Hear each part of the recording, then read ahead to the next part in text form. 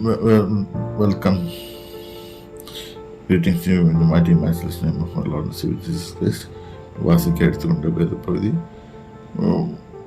மத்தேயு 9ஆம் அதிகாரம் 1வது வசனத்திலிருந்து வாசிப்போம். அவர் படகுகளில் ஏறி கரைப்பட்டு தம்முடைய பட்டணத்துக்கு வந்தார்.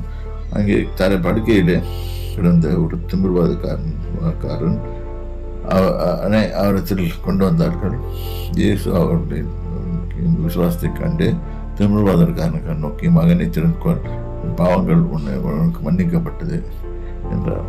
அப்பொழுது வேறுபாடுகளில் சிலர் தேவன் விஷ்ணு சொல்லுகிறான் இது என்று தங்கள் உள்ளத்தில் சொல்லிக்கொண்டார்கள்.